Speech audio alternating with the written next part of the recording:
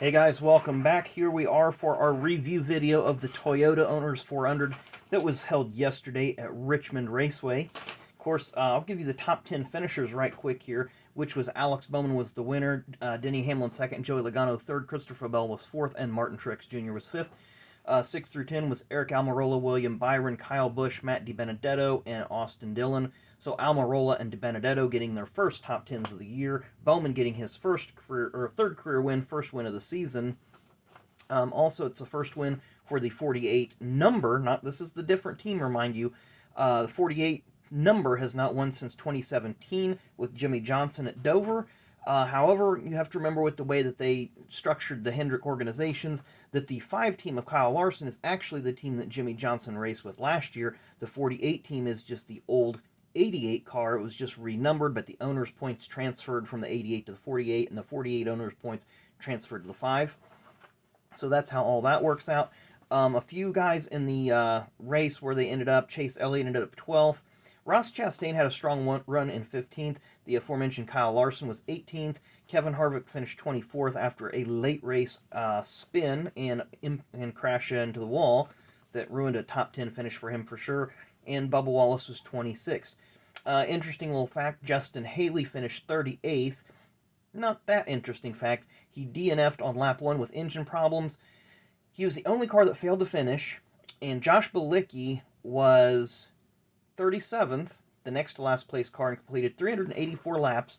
So between the last place car and the next to last place car, a difference of 383 laps. I reached out to Brock Beard. He didn't know the answer, but I believe that that is the largest margin or the largest deficit between the last place finisher and the next to last place finisher in NASCAR history. 383 laps. So we may have seen a well, you want to call it a record that you don't like seeing unless you like seeing cars finish races.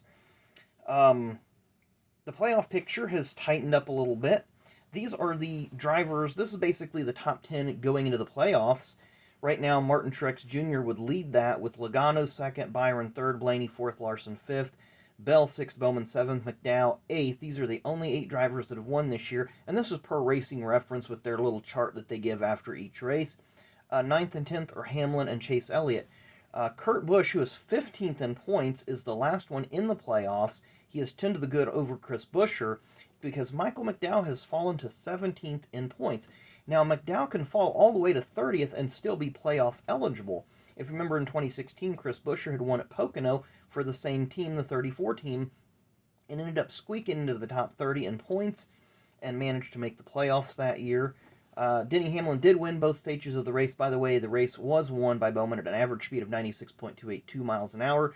There, excuse me, there were 5 caution flags for 39 laps. You had the 2 stage breaks, the competition caution on lap 382. Of course, we mentioned that Harvick spun and crashed near the end of the race, setting up that really, really tight finish.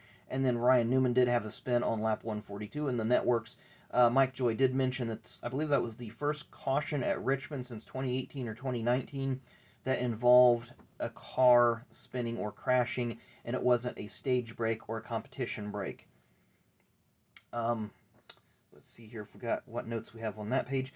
Pretty much that was it as far as the race. As far as a race grade, I would give it about a B. It had a boring stretch a couple of times where the field got strung out, and I was glad to see that Brad Keselowski and Ryan Blaney did try different tire strategy. It did not work in their favor. They were hoping for another caution there with about 20 laps to go in the stage break. It didn't work out for them. They ended up getting lapped, so that ended up bad on their part. But you got to try different strategies. If you do the same thing the leader does, you're going to be behind the leader. So they tried a little different strategy. It did not work out. So I give the race a B grade. It's going to be known more for the finish than what it would be for the actual content in the center. A little bit of excitement on the restarts, but overall, pretty calm race for Richmond. It is a short track. I think I mentioned this recently. If I didn't, I mentioned it on Facebook or Twitter, that many, many years ago, when I say many, many years ago, I'm talking late 80s to late 90s, the cars used to beat and bang on the short tracks and even the 1-mile tracks, and on the speedways, Daytona and Talladega, they were very respectful and courteous to each other. Now it's the other way around. On the short tracks, Martinsville, Bristol, Richmond, Phoenix, etc., they stay way far away from each other. They do not touch. They do not beat and bang like they used to. And at Daytona and Talladega, that's where they're getting the cars all roughed up now. So just to go back here and look at my picks, of course I had the favorites, the dark horses, and the long shots. Kyle Busch finished 8th, Denny Hamlin was 2nd, Truex was 5th, and Chase Elliott was 12th. So I didn't do too bad there on the favorites. On the dark horses, Christopher Bell was 4th, Dillon was 10th, Byron was 7th, and Suarez was 16th. So I got a couple good finishes there. And then in my long shots, Chase Briscoe, who was in his first Richmond race, finished 22nd, as well as Austin Cindric, who finished 28th. Chris Buescher was 25th, and McDowell was 27th. So those guys finished kind of, strangely enough, all in a clump together, almost 4 in a row there. But I was hoping that maybe those guys could finish maybe about 15th or so. I think McDowell probably had the most disappointing day because he pretty much finished right where he started. Briscoe moved up some. Cindric moved up 10 spots. And Buescher, I believe he held steady too. I think he moved up a few spots in the race as well. But overall, the race was entertaining during those points of the race where they had like I say, Keselowski and a bunch of others got some pit strategy that worked to their favor when they caught a caution before the end of a stage. Then later in the race, they tried the same strategy. It did backfire on them, and they went lap down and did not get the free pass as they were falling through the field pretty rapidly. So, like I say, they tried it. It didn't work out. That happens. Of course, Blaney and Keselowski are both locked into the chase. So right now, they're only chasing playoff points, more or less. Like Larry Mack says, get those points. Put as many points in that playoff bucket as you can. Because when you get down the final 10 races, that's going to be the thing that really helps elevate you. Of course, last year, Harvick had the most playoff points, and he missed the playoffs, or the 4-man playoff there at the finish. It's just one of those things that happens.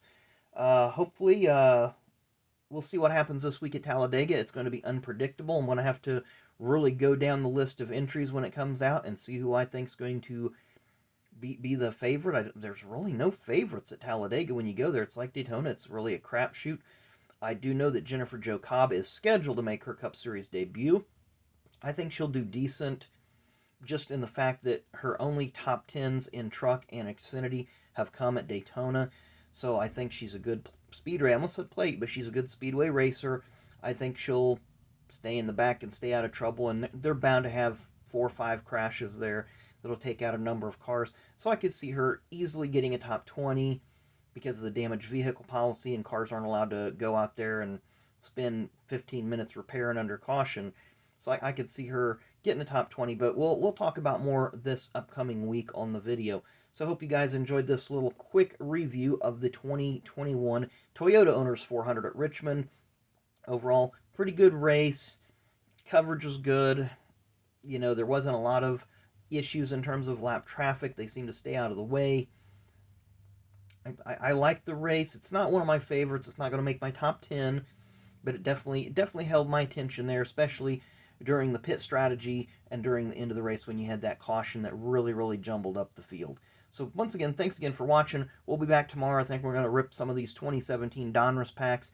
Still got, let's see here, 18 more packs to go, so we'll probably open 6 of those tomorrow. So thanks for watching. Have a great rest of your Monday, and we will see you tomorrow.